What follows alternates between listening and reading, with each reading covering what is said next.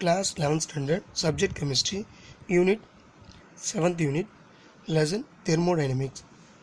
Thermodynamics lessonல last class நம்ம heat of combustion பார்த்தோம். எரிதல் வெப்பம் அப்படின்னு சொல்லுவோம். எரிதல் வெப்பம் பொதுவாக ஒரு பொருள், அதாவது 1 mole of substance completely burnt, முழுவதும் எரியும் போது நமக்கு தரக்கூடிய, ஸோ எரிதலிருந்து நமக்கு சரௌண்டிங்க்கு வெளிப்படக்கூடிய வெப்பத்தினுடைய ஆற்றல் மாற்றம் நம்ம என்ன சொல்கிறோம், ஹீட் ஆஃப் கம்பஸ்டன் அப்படின்னு சொல்கிறோம். திரும்ப அது உருவாகும் போது எவ்வளோ வெப்பம் வெளியிட்டதோ அவ்வளோ வெப்பம் அதனுடைய அமைப்புக்கு எண்டோதெர்மிக்காக உள்ள அப்சர்வ் ஆகும். ஸோ இந்த சேஞ்சஸ் வேல்யூ தான் நம்ம என்ன சொல்கிறோம், ஹீட் ஆஃப் கம்பஸ்டன், எரிதல் வெப்பம் அப்படின்னு சொல்கிறோம். ஸோ இந்த வரையறையில் எக்ஸாம்பிளோடு கொடுத்துருக்காங்க. மீத்தேனுடைய எரிதல் வெப்பம், so heat of combustion -87.78 kilo joule mole inverse கொடுத்துருக்காங்க. இந்த மைனஸ் என்ற வேல்யூ என்ன, மீத்தேன் எரிக்கும் போது சரௌண்டிங்க்கு, ஸோ அந்த அமைப்பிலிருந்து வெப்பம் வெளிப்படுகிறது. அவருடைய ரியாக்ஷனும் கொடுத்துருக்காங்க. அதன்படி methane with burnt oxygen give the carbon dioxide and water molecule, வேப்பராக தரும். ஸோ அது நீராவியாக லிக்விட்னு போட்டிருக்காங்க. ஸோ இந்த மாதிரி தரும்போது நமக்கு வெப்பம் எந்த அளவுக்கு தருப்பாங்க, 87.78 கிலோ ஜூல் மோல் இன்வெர்ஸ். இதுதான் நம்ம சொல்கிறோம் எரிதல் வெப்பம் மீத்தேனுடையது. அதே போல் அடுத்து கார்பனுடைய எரிதல் வெப்பம் பாருங்கள். கார்பன் வித் ஆக்சிஜனோட எரிச்சல் give the carbon di oxide. Carbon di oxide கொடுக்கும்போது எவ்வளோ வெப்பம் தருதுன்னா -394.55 கிலோ ஜூல் மோல் இன்வெர்ஸ் அளவு நமக்கு எரிதல் வெப்பம் கிடைக்கிது. ஸோ அதுக்கு மீத்தேனா கார்பனா அதிக அளவு நமக்கு இந்த எரிதல் வெப்பம் கம்பஸ்டன் ஹீட் தருதுன்னு கேட்பாங்க. ஸோ 1 மார்க் கொஷின் இது குறிச்சிங்க. ஸோ நம்ம அளவு தெரியாட்டி கூட எது ஹையஸ்ட்ன்றது நம்ம தெரிஞ்சு நம்ம கேட்கும்போது சொல்லணும். அடுத்த topic molar heat capacity. So இந்த கான்செப்ட் கொடுத்துருக்காங்க. மோலார் அப்படின்னாவே ஒரு மோல் சேர்மத்தினுடைய தன்மையை பற்றி சொல்கிறது தான். ஸோ இது வரையறையாக கொடுத்துருக்காங்க, பார்க்கலாம். First one, when heat Q is supplied to a system. பொதுவாக ஒரு சிஸ்டத்துக்கு Q அளவு கொண்ட வெப்பத்தை நம்ம கொடுக்கும்போது the molecules in the system absorb heat and hence the kinetic energy increases. Heat கொடுத்ததுனால ஹீட் அப்சர்வ் பண்ணுற அந்த மாலிகுல் அதனுடைய இயக்கவியல் கைனடிக் எனர்ஜி அதிகமாகி மூமெண்ட்டும் அதிகமாகும். ஸோ இந்த மூமெண்ட் அதிகமாக அதனுடைய டெம்பரேச்சர் இன்க்ரீஸை நமக்கு ஈஸியாக இண்டிகேட் பண்ணுது. அப்போது T1 நிலையிலிருந்து வெப்பத்தை உறிஞ்சதுனால T2 என்ற நிலைக்கு அந்த டெம்பரேச்சர் ரைஸ் ஆகுது. ஸோ அப்போ T2லேருந்து T1 கழிச்சிக்கும் போது எவ்வளோ சேஞ்சஸ் கிடைச்சதுன்னு கிடைக்கலாம். ஸோ அதான் நாங்கள் T2 - T1 changes of temperature. So இது directly proportional to amount of heat absorbed. பொதுவாக டெம்பரேச்சர் இன்க்ரீஸ் ஆகுது, எவ்வளோ வெப்பம் உறிஞ்சுதோ அதுக்கு நேர் விகிதமாக இருக்கும். ஸோ அதை வந்து இருக்காங்க டைரக்ட்லி ப்ரொபோஷனல் கொடுத்துருக்காங்க. Q directional proportional ΔT. ΔTன்றது என்னென்னா, பொதுவாக உறிஞ்சப்பட்ட வெப்பத்துக்கு சமமான அளவு அதனுடைய டெம்பரேச்சர் ரைஸ் ஆகிருக்குன்றதை சொல்லியிருக்காங்க. அடுத்து inversely proportional to mass of the substance இந்த வேர்ட்ஸ். அதே போல் மாஸ் பொறுத்த வரைக்கும் பார்த்தீங்கன்னா இன்வெர்ஷனலி ப்ரொபோஷனல் சொல்லியிருக்காங்க. ஸோ ஹீட் கெப்பாசிட்டினுடைய அளவை அதை கம்பேர் பண்ணி சொல்லியிருக்காங்க, இங்கே Qவுக்கு சொல்லலை. ஸோ என்னெல்லாம் புரிஞ்சுங்க, இன்வெர்ஷனல் ப்ரொபோஷனல் வந்து டைரெக்டாக போட்டிருக்காங்கன்னு உங்களுக்கு சந்தேகம் வரலாம். ஆனால் Q வேல்யூ, அதாவது உறிஞ்சப்பட்ட வெப்பத்துக்கு ΔT வேல்யூக்கு சமமாக, அதாவது அதுக்கு நேர் விகிதம் இருக்கும். ஆனால் ஹீட் கெப்பாசிட்டி சொல்கிறோம் இல்லையா, C, அதாவது C வேல்யூ, இந்த Cக்கு மாஸ் பொறுத்த வரைக்கும் இன்வெர்ஷனலி ப்ரொபோஷனலாக இருக்கும். ஸோ இந்த கான்செப்டை அடுத்த எங்கள் ஸ்டெப்ஸில் உங்களுக்கு புரியும். ஸோ அப்படி பார்க்கும்போது இப்போ வரையறைப்படி பார்த்தீங்கன்னா Q ப்ரொபோஷனல் டு எவ்வளோ மாஸ் இருக்கோ அவ்வளோ அளவு வெப்பத்தை உறிஞ்சோம். அதே போல் வெப்பத்தை உறிஞ்சிற அளவுக்கு ΔT வேல்யூ இன்க்ரீஸ் ஆகும். அதனால தான் நம்ம ரெண்டுமே டைரக்ஷனலி போட்டிருக்காங்க வெப்பத்தை பொறுத்து. ஸோ இப்போ இந்த டைரக்ஷனல் ப்ரொபோஷனல் போகிறத என்ன பண்ணியிருக்காங்க, Cன்ற கான்ஸ்டன்ட் கொண்டு வரும். இந்த Cன்ற கான்ஸ்டன்ட் தான் ஹீட் கெப்பாசிட்டினுடைய அடுத்த value, molar heat capacity. So இந்த மோலார் ஹீட் கெப்பாசிட்டி Cயினுடைய வரையறையை Q என்ன பண்ணுறோம், அந்த பக்கம் கொண்டு போகிறோம். ஸோ தேர்ஃபோர் என்ன பண்ணலாம், C நமக்கு தேவைன்னா இந்த பக்கம் ரெசிப்ரோக்கல் எடுக்கும்போது Q வேல்யூ திரும்ப கீழே இருந்து மேலே அப்சர்வ் ஆகிடும். ஸோ ஆக கிடைக்கிறது நமக்கு C = Q by mass into ΔT. So இந்த எம் வேல்யூ தான் அங்கே சொன்னாங்க, இன்வெர்ஸ்லி ப்ரொபோஷனல்னு ஞாபகம் வச்சுங்க. ஸோ இதனுடைய கான்செப்ட் படி பார்த்தீங்கன்னா தி constant C is heat capacity. So எவ்வளோ வெப்பத்தை உறிஞ்சதுனால அதனுடைய சேஞ்சஸ் உள்ள என்தால்பி வேல்யூ நடக்குதுன்றதை சொல்கிறது தான். தேர்ஃபோர் Q ஏற்கனவே பார்த்தது தான் பை எம் இன்ட்டு இந்த டெல்டிவை எக்ஸ்பேண்ட் பண்ணி எழுதியிருக்காங்க. T2லேருந்து T1 கழிச்சோம்னா வரக்கூடியது நமக்கு டெல்டி வேல்யூ. ஸோ இதுதான் சொல்லியிருக்காங்க T2. இப்போ பொதுவாக எம்மோட வேல்யூ 1 கிலோகிராம் இருக்கிற பட்சத்தில் அதே போல் கெல்வின் 1 கெல்வின் இன்க்ரீஸ் ஆகிருக்கு. அப்போ T2லேருந்து T1 கழிக்கும்போது 1 கெல்வின் அந்த சேஞ்சஸை காட்டும். ஸோ இதனுடைய வேல்யூ நம்ம சப்ஸ்டியூட் பண்ணோம்னா எம்முக்கு 1 Tனுடைய சேஞ்சஸ் 1 போட்டோம்னா C ஈக்குவல் டு Q. அப்போ எவ்வளோ ஹீட் அப்சர்வ் ஆச்சோ அதுக்கேற்ற சேஞ்சஸ் தான் நடந்திருக்கும். ஸோ அதான் அது உறிஞ்சப்பட்ட வெப்பம் equal to heat of capacity அப்படின்னு சொல்லியிருக்காங்க. இதுதான் வந்து ஸ்பெசிஃபிக் கெப்பாசிட்டின்னு சொல்கிறோம். ஏன்னா 1 கிலோகிராம் அளவுள்ள பொருள் 1 கெல்வின் உயர்த்துவதற்கு தேவைப்படும் அந்த வெப்பநிலை Q வேல்யூ தான் என்ன சொல்கிறாங்க, ஸ்பெசிஃபிக் கெப்பாசிட்டி. ஸோ அதுதான் வரையறையாக கொடுத்துருக்காங்க பாருங்கள். Specific capacity system is defined as the heat absorbed by 1 kilogram of substance to raise its temperature by 1 Kelvin at specified temperature.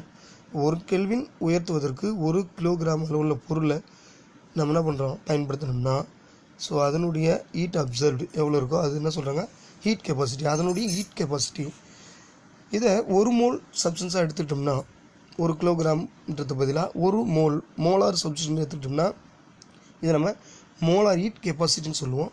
Capacity சின்னும் மோலார் ஹீட் கெப்பாசிட்டியை சிஎம் அப்படின்ற சிம்பிள்லையும் குறிக்கிறோம். So the amount of absorbed by 1 mole of the substance to rise its temperature by 1 kelvin. So 1 mole சப்ஸ்டன்ஸை 1 kelvin அளவுக்கு உயர்த்துவதற்கு தேவைப்படுற வெப்பத்தின் அளவு தான் என்ன சொல்கிறாங்க மோலார் ஹீட் கெப்பாசிட்டி. இந்த யூனிட்ஸ் ஆஃப் ஹீட் கெப்பாசிட்டி கெப்பாசிட்டியினுடைய யூனிட் நம்ம பார்க்குறோம். பொதுவாக எவ்வளோ எனர்ஜி இருக்குதோ அது ஜூல்னு சொல்லிடுவோம். ஸோ எந்த வெப்பநிலை பொறுத்து கெல்வின், அதே போல் 1 மோல்ஸ்னும் போது மோல் இன்வெர்ஸ். தர்ஃபோர் இது 1 மார்க்கில் கேட்கலாம். Joule kelvin inverse mole inverse units of heat capacity. இது ஞாபகம் வச்சுக்கோங்க. இப்போ இந்த ஹீட் கெப்பாசிட்டி 2 கான்செப்டை சார்ந்திருக்கு. ஒன்று வால்யூம் சார்ந்து சிவி ஹீட் கெப்பாசிட்டி, இன்னொன்று ப்ரெஷரை சார்ந்து சிபி அப்படின்னு சொல்லுவோம். ஸோ ஹீட் கெப்பாசிட்டி பொறுத்தவரைக்கும் சி சிம்பிள் தான். எவ்வளோ வெப்பம் கொடுக்குறோமோ அந்தளவுக்கு ஒரு பொருள் உறிஞ்சக்கூடிய வெப்பம் தான் ஹீட் கெப்பாசிட்டின்னு சொல்லுது. இதனுடைய வேல்யூ கான்ஸ்டன்ட் வால்யூமை பொறுத்தா அல்லது கான்ஸ்டன்ட் ப்ரெஷரை பொறுத்தா அப்படின்னு தான் பார்க்கலாம். ஸோ ஃபர்ஸ்ட் லா தெர்மோடைனமிக்ஸ் பற்றி நம்ம ஏற்கனவே தெரியும். Internal energy U equal to Q plus W. எவ்வளோ அளவு உறிஞ்சப்பட்டது, எவ்வளோ அளவு ஒர்க் சிஸ்டத்தினால் நடக்கப்பட்டது. இது W வேல்யூ நம்ம என்ன பண்ணுறோம் இப்படி எடுத்துக்கலாம், minus P del V or P D V. டிவின்றது ஒரு சிறு வேல்யூத்தினுடைய மாற்றம் அப்படின்னு சொல்லுவோம். இதை கணிதவியலில் சொல்லுவாங்க. டிவினா சிறு மாற்றம். எப்படி நம்ம ஒரு பானை சோத்துக்கு ஒரு சோறு பாதன்றமோ பெரிய வினைகளை ஒரு சின்ன அந்த டைம் டிஃப்ரென்ஸ் அல்லது வேல்யூம் டிஃப்ரென்ஸை பயன்படுத்திட்டு என்ன பண்ணலாம் அதனுடைய நேர் தகவாக எடுத்துக்கிட்டோம்னா ஸோ மொத்த ரியாக்ஷனுடைய அளவை நம்ம ஈஸியாக கேல்குலேட் பண்ண முடியுன்றதுக்காக தான் இந்த டிவின்றதை கொண்டு வந்திருக்காங்க. ஸோ இதான் வந்து டிஃப்ரென்ஷியேட் அப்படின்னு சொல்லுவோம். ஸோ டிஃப்ரென்ஷியேட் பண்ணுறோம். டிஃப்ரென்ஷியேட் வந்து வகைப்படுத்துதல் அப்படின்னு சொல்லுவாங்க. இன்டெக்ரல்னா தொகைப்படுத்துதல் அப்படின்னு சொல்லுவோம். வகைப்படுத்தல் அப்படின்னு தமிழ் சொல்கிறது என்னென்னா ஸோ அந்த ஒரு குறிப்பிட்ட அளவை வகைப்படுத்தி முறையாக்கி அதிக அளவு உள்ள அந்த ரியாக்ஷனுடைய அளவை கேல்குலேட் பண்ணுறதுக்கு உண்டான வழிமுறை தான் இது. ஸோ இதன்படி பார்க்கும்போது அதாவது இந்த ரியாக்ஷன் மொத்தமாக என்ன பண்ணுறோம் வகைப்படுத்துகிறோம்னு வச்சுக்கோங்க. இதில் நமக்கு கான்ஸ்டன்ட் என்னன்னு சொல்லியிருக்காங்கன்னா டிவி வேல்யூம் மாறாதது.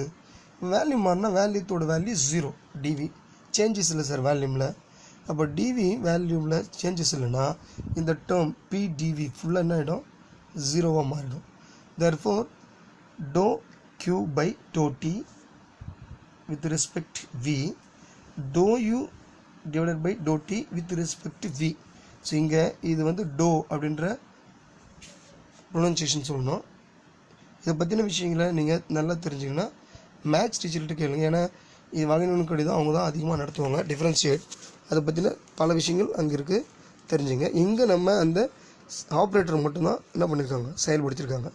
சப்போ வித் கான்ஸ்டன்ட் டெம்பரேச்சராக பயன்படுத்தி வேல்யூமை கான்ஸ்டண்ட்டாக பயன்படுத்திட்டு இங்கே என்ன பண்ணியிருக்காங்க, உறிஞ்சப்பட்ட வெப்பம் வித்து டெம்பரேச்சரும் அதேமாதிரி அதனால் ஏற்பட்ட இன்டர்னல் எனர்ஜி வித்து டெம்பரேச்சர் இதை பயன்படுத்தி சொல்லியிருக்காங்க. ஸோ இது முழுக்க நம்ம ஏற்கனவே பார்த்துருக்கோம், உறிஞ்சப்பட்ட வெப்பத்தினால தான் என்ன பண்ணியிருக்கு, ஹீட் கெப்பாசிட்டி அமைஞ்சிருக்கு.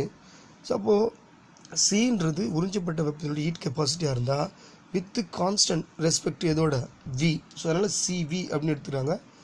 இந்த வேல்யூ எதுக்கு சமம்னா, ஸோ இந்த வேல்யூக்கு சமம் ∂U/∂T with respect to V. Thus the heat capacity constant volume defined as the rate of change of internal energy with respect to temperature at a constant volume. அதாவது பருமன் மாறாத போது ஒவ்வொரு இன்டர்னல் எனர்ஜி சேஞ்சஸும் அதனுடைய heat கெப்பாசிட்டியுடைய அளவை வேல்யூம் பொறுத்து கான்ஸ்டண்ட்டாக இருக்கும்போது என்ன பண்ணுது, அமைகிறது. அப்போ இன்டர்னல் எனர்ஜி வேல்யூம் பொறுத்து போது ஹீட் கெப்பாசிட்டியை பொறுத்துருக்கு. அதே ப்ரெஷர்னும் போது அதனுடைய என்தால்பியை சார்ந்திருக்கு, ப்ரெஷர் கான்ஸ்டண்ட்டாக இருக்கும்போது. Similarly molar heat capacity at ப்ரெஷருக்கு சிபி அப்படின்னு சொல்கிறோம். இந்த சிபி பொறுத்து இதனுடைய வேல்யூ எதுனா என்தால்பி வேல்யூவை சார்ந்திருக்கும். எப்படி நம்ம அங்கே உறிஞ்சப்பட்ட வெப்பம் பருமனுடைய கான்ஸ்டண்ட்டுக்கு என்ன பண்ணுறோம், ஹீட் கெப்பாசிட்டி அமைதோ, அதே போல் இங்கே ஹீட் கெப்பாசிட்டி ப்ரெஷரை பொறுத்து, கான்ஸ்டன்ட் ப்ரெஷரை பொறுத்து என்தால்பி வேல்யூவை என்ன பண்ணும், சார்ந்திருக்கும். ஸோ அதை அவங்க நம்ம வரையறை அதே போல் இது கொடுத்துருக்காங்க. CP equal to ∂H/∂T with respect to P constant. சரி இப்போ சிபி சிவின்னு சொல்லிட்டோம். சிவின்றது இன்டர்னல் எனர்ஜி, அதுவும் எது கியூ உறிஞ்சப்பட்ட வெப்பத்தை பொறுத்துது. சிபின்றது என்னென்னா அதே மாதிரி என்தால்பி வேல்யூ, ஒரு அமைப்பினுடைய enthalpy value with respect to pressure கான்ஸ்டண்ட்டை சார்ந்திருக்குன்னு சொல்லியிருக்காங்க. இது ஐடியல் கேஸை வச்சு என்ன பண்ணியிருக்காங்க, தொடர்படுத்தியிருக்காங்க. பொதுவாக ஹெச்சோட கான்செப்ட் என்னென்னா ஹெச் ஈக்குவல் டு, அதாவது enthalpy value H equal to U plus பிவின்னு சொல்லுவோம். இந்த பிவி தான் என்ன பண்ணுவோம், வினுடைய சேஞ்சஸை டெல் வி அப்படின்னு சொல்கிறது. ஆனால் நமக்கு கேஸஸ் கான்ஸ்டன்ட், அதாவது கேஸஸ் ஈக்குவேஷன் தெரியும். ஐடியல் கேஸாக இருந்துச்சுன்னா பிவி இஸ் ஈக்குவல் டு என்ஆர்டின்னு சொல்லுவோம். ஸோ என்ஆர்டி அப்படின்றது என்ன பண்ணுறோம், அந்த பிவிக்கு பதிலாக சப்ஸ்டியூட் பண்ணுறோம். அப்படி சப்ஸ்டியூட் பண்ணோம்னா H equal to U plus NRT இந்த வேல்யூ கிடைக்குது. இதை டிஃப்ரென்ஷியேட் பண்ணுறோம். ஸோ வழக்கமாக என்ன பண்ணுவோம், ஹெச் பொறுத்து சிபினும் யூவை பொறுத்து சிவினும் நமக்கு தெரியும். ஸோ அந்த வேல்யூ தான் என்ன பண்ணியிருக்காங்க, இங்கே சப்ஸ்டியூட் பண்ணியிருக்காங்க. ஆர்என் இது ரெண்டு வந்து கான்ஸ்டன்ட் வேல்யூ. கான்ஸ்டன்ட்னா நாம் கொடுக்குறது மாறிலி அப்படின்னு சொல்லுவோம்.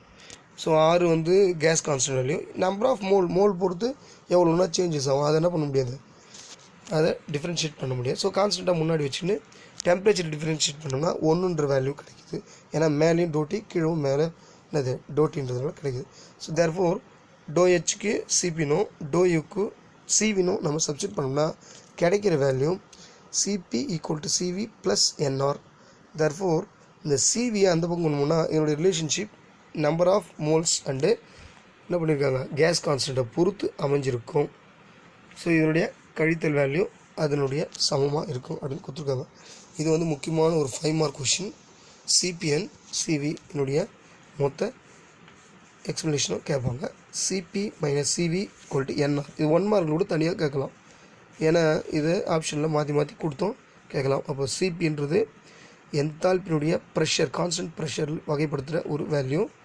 அதே போல் சிவின்றது இன்டர்னல் எனர்ஜி என்ன பண்ணுறோம், வேல்யூம் கான்ஸ்டன்ட் வேல்யூமை பொறுத்து வகைப்படுத்துகிற ஒரு வேல்யூ. ஞாபகம் அதான் இங்கே கொடுத்துருக்காங்க. At constant pressure process a system has to work against the surrounding.